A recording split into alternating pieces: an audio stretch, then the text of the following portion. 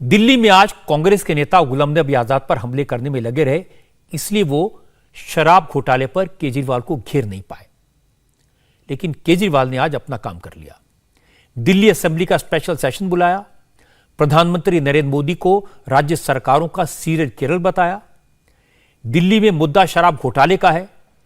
केजरीवाल से शराब घोटाले पर लगातार सवाल पूछे जा रहे हैं। मनीष सिसोदिया के खिलाफ एफआईआर दर्ज हो चुकी है, लेकिन केजरीवाल शराब नीति पर पूछे जा रहे सवालों पर जवाब नहीं देते। उन्होंने कहा यह सब इल्जाम सियासी हैं। असल में नरेंद्र मोदी उनकी सरकार को गिराना चाहते हैं। बीजेपी उनकी पार्टी के विधायकों को खरीदने की कोशिश कर रही है। केजरीवाल ने तमाम पुरानी बातें दोहराई। उन्होंने मनीष सिसोदिया को वर्ल्ड का, दुनिया का सबसे अच्छा शिक्षा मंत्री बताया और इसके बाद कहा चूंकि सिसोदिया ने बीजेपी का ऑफर कबूल नहीं किया, इसलिए अब उन्हें जेल भेजने की कोशिश हो रही है। शहर में एक सीरियल किलर आया हुआ है जो एक के बाद मर्डर करता जा रहा है, एक के बाद एक मर्डर करता जा रहा है। जनता सरकार चुनती है, ये सरकार गिरा देते हैं। मतलब जनता को तो रौंद रखा है। महाराष्ट्र में जनता ने एक सरकार चुनी, गिरा दी। गोवा में जनता ने एक सरकार चुनी, गिरा दी। जनता के पीछे पड़े हैं और सब जगह पैटर्न एक ही है। अभी जैसे महाराष्ट्र में भी हम लोगों ने देखा, जितने टूट के इधर से उधर गए, बताते हैं सबके पीछे सीबीआई ईडी पड़ी थी। सीबीआई और ईडी उनको बुला रही थी, जैसे वो इधर से उधर गए सीबीआई ईडी के केस बंद। सेम पैटर्न हर जगह यही चल रहा है। पहले ये सीबीआई और ईडी के केस लगाते हैं 4-5 के खिलाफ, तो दूसरे वाले सारे डर के, जिन्होंने गलत काम कर रखे होते हैं, वो सारे डर के फिर उनको मैसेज भेजते हैं, भाई तुम्हारा भी यही हाल कर देंगे तुम, तो सारे इनके पास आ जाते हैं। फिर ये तोड़ लेते हैं, फिर ये सरकार गिरा देते हैं। सेम पैटर्न है। वो जो सीरियल किलर का पैटर्न होता है, आपने वेब सीरीज देखी होंगी, आजकल काफी आ रही हैं, जैसे सीरियल किलर का पैटर्न होता है ना, वैसे उसी पैटर्न, सेम पैटर्न है। इसके बाद मनीष सिसोदिया ने केजरीवाल की तारीफ की, केजरीवाल को प्रधानमंत्री पद के काबिल बता दिया। सिसोदिया ने कहा कि बीजेपी सरकारें गिराने में जितना पैसा खर्च कर रही है, उतने पैसे में तो देश के स्कूलों की हालत सुधर जाती।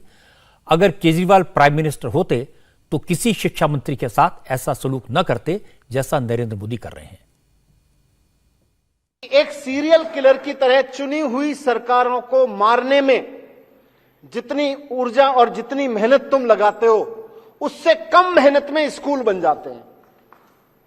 एक सीरियल किलर की तरह जितनी मेहनत तुम चुनी हुई सरकारों का मर्डर करने में लगाते हो, जनता सरकार चुनती है, बड़ी उम्मीद से देखती है, भाई अब हमने बहुमत देके सरकार चुन दी, अब हमारा काम करेगी। तब तक पता चलता है सीरियल किलर आ गया। वो फिल्मों में नहीं होता है सीरियल किलर एक के बाद, तो वैसे करते हैं। मैं सोचता हूं कई बार कि अगर आज अरविंद केजरीवाल देश के प्रधानमंत्री होते और मैं मनीष सिसोदिया किसी और पार्टी की तरफ से किसी जगह शिक्षा मंत्री होकर अच्छा काम कर रहा होता, तो आज मैं बहुत दावे के साथ कह सकता हूं कि अरविंद केजरीवाल जी ऐसी घटिया हरकत नहीं करते। अरविंद केजरीवाल जी ऐसी छोटी सोच नहीं रखते कि दूसरी पार्टी का शिक्षा मंत्री कुछ अच्छा कर रहा है तो उसको घर में फर्जी एफआईआर करा के सीबीआई की रेड डलवा दो। अरविंद केजरीवाल जी गले लगाते, प्रोत्साहन देते, सराहना करते, अच्छा काम हो रहा है। मोदी जी क्या कर रहे हैं? मोदी जी फर्जी एफआईआर लिखवा रहे हैं, फर्जी पे एफआईआर लिखे जा रहे हैं। आज केजरीवाल सिसोदिया दोनों ने दिल्ली के अच्छे स्कूलों की बात की। बीजेपी शासित राज्यों को अपने यहां दिल्ली जैसे स्कूल बनाने की चुनौती दी, लेकिन जब वो असेंबली से बाहर निकले तो पता लगा कि दिल्ली में सरकारी स्कूलों के रेनोवेशन पर हुए भारी खर्च की जांच शुरू हो गई है। सेंट्रल विजिलेंस कमीशन ने अपनी रिपोर्ट में दिल्ली के स्कूलों के रेनोवेशन में भारी गड़बड़ी की बात कही है। इसके बाद दिल्ली के लेफ्टिनेंट गवर्नर विनय कुमार सक्सेना ने चीफ सेक्रेटरी से इस पर जवाब मांगा है। चूंकि असेंबली की कार्रवाई से बीजेपी के विधायकों को बाहर निकाल दिया गया था, इसलिए बीजेपी के नेता असेंबली के बाहर तैयारी के साथ बैठे थे। बीजेपी ने शराब घोटाले के बाद शिक्षा घोटाले पर केजरीवाल से सवाल पूछे। बीजेपी के नेता विजेंद्र गुप्ता ने कहा कि स्कूलों में क्लासरूम बनाने में केजरीवाल की सरकार ने 500 करोड़ रुपए का घोटाला किया है। केजरीवाल सरकार ने स्कूलों में कमरे बनाने के नाम पर जबरदस्त घोटाला किया है, भ्रष्टाचार किया है और 500 करोड़ रुपए बिना टेंडर के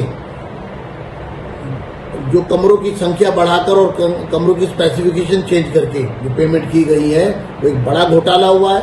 और 20 फरवरी 2020 को सीवीसी ने उसकी जांच करने के बाद रिपोर्ट दिल्ली सरकार को सौंप दी और उसमें जितने घपले थे वो सब सामने आ गए, लेकिन दिल्ली सरकार ने उस पर कार्रवाई करने की बजाय उसको छुपा लिया, दबा लिया और आज वो पूरा मामला सामने आया है। इस पर तुरंत सीबीआई में मुकदमा दर्ज होना चाहिए और संबंधित तमाम लोगों पर सख्त से सख्त कार्रवाई होनी चाहिए। सीवीसी की रिपोर्ट के बारे में हमारे रिपोर्टर्स ने पूरी जानकारी हासिल की है। मैं आपको बता देता हूं कि सीवीसी की रिपोर्ट में ऐसा क्या कहा गया है। सीवीसी ने अपनी रिपोर्ट में कहा है कि सरकार ने दिल्ली के 207 स्कूलों में 2526 एक्स्ट्रा क्लासरूम बनाने का फैसला किया था। पीडब्ल्यूडी को 193 स्कूलों में 2405 क्लासरूम बनाने की जिम्मेदारी दी गई, लेकिन इसकी जांच में भारी गड़बड़ी पाई गई। सीवीसी का कहना है कि दिल्ली के स्कूलों में एक्स्ट्रा क्लासरूम बनाने का खर्च 326 करोड़ रुपए तक बढ़ा दिया गया, जो कि टेंडर से 50% ज्यादा था। जो ज्यादा पैसे खर्च किए गए उनसे टॉयलेट बनाए गए। 160 टॉयलेट की जरूरत थी, लेकिन 1214 टॉयलेट बनाए गए, जिस पर 37 करोड़ रुपए एक्स्ट्रा खर्च हुए। दिल्ली सरकार की तरफ से टॉयलेट के खर्च को भी क्लासरूम के खर्च में दिखा दिया गया। इस प्रोजेक्ट के लिए 989 करोड़ रुपए सैंक्शन किए गए थे, लेकिन खर्च हुए 1315 करोड़। लेफ्टिनेंट गवर्नर ने इसी बात को लेकर चीफ सेक्रेटरी से रिपोर्ट मांगी, तो केजरीवाल ने कहा वो हर जांच के लिए तैयार है।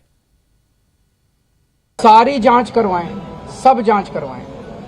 मेरे ख्याल से पहले जांच तो करवा रखी है, इसमें दोबारा जांच करा लें। एक जांच इन्होंने, आपको याद है जब हमारी पार्टी नई नई बनी थी, वो आए थे दिल्ली, उन्होंने कहा था रात के अंधेरे में, चांदनी रात में, कुछ काली रात में कह रहे थे कोई हमने कोई पैसे चोरी कर लिए थे, हम आम आदमी पार्टी को डोनेशन आया था। तो यार 2013 की बात है वो, 2013, आज 9 साल हो गए। क्या हुआ उसका? अभी जेल नहीं भेजा मेरे को। क्या हुआ उस जांच का? सारी जांच कर लें जितनी तुम्हारी जांच एजेंसी है। ये शोभा नहीं देता। केजरीवाल की खासियत यह है कि वो बातों के जादूगर हैं। वो अपनी बातों से सांप को रस्सी और रस्सी को सांप साबित कर सकते हैं।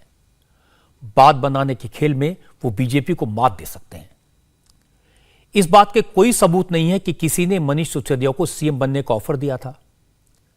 इस बात का भी कोई सबूत नहीं है कि किसने केजरीवाल के एमएलए को 20 करोड़ का ऑफर दिया था। लेकिन पिछले एक हफ्ते से उन्होंने इन बातों को इतने सारे फोरम्स पर इतनी बार दोहराया है कि कुछ लोग इन पर यकीन कर सकते हैं। जहां तक शराब की बात है, एक्साइज पॉलिसी की बात है, वो इस पर कुछ नहीं बोलते, बस कट्टर ईमानदार और कट्टर देशभक्त जैसे शब्दों का इस्तेमाल करते हैं। आज ही किसने मुझे केजरीवाल का एक पुराना वीडियो भेजा है। यह वीडियो तब का है जिस जमाने में दिल्ली में कांग्रेस की सरकार थी। इस वीडियो में केजरीवाल कह रहे हैं कि एक महिला ने उन्हें बताया कि पूरी दिल्ली में कांग्रेस की सरकार ने दारू के ठेके खुलवा दिए हैं, लोग दारू पीकर जगह जगह झगड़ा करते हैं। इस वीडियो में आगे वो कह रहे हैं कि जब उनकी सरकार बनेगी तो ऐसा कानून बनाएंगे कि अगर किसी इलाके की महिलाएं ठेका बंद करने की शिकायत करें तो उसे बंद करना लाजमी हो जाएगा। लेकिन मनीष सिसोदिया ने जो एक्साइज पॉलिसी बनाई थी उसमें तो उन्होंने रेजिडेंशियल इलाकों में, रिहायशी इलाकों में शराब की बहुत सारी दुकानें खोल दी थी। लोगों ने विरोध किया था, कोई दुकान बंद नहीं हुई। लेकिन लोगों को पुरानी बातें कब याद रहती हैं? आजकल सोशल मीडिया का जमाना है। ऐसे वीडियो सामने आते हैं तो काफी वायरल होते हैं और काफी कुछ याद दिला देते हैं। इंडिया टीवी हर वक्त हर जगह डाउनलोड करने के लिए सर्च करें India TV news Google play store या ऐप स्टोर पर।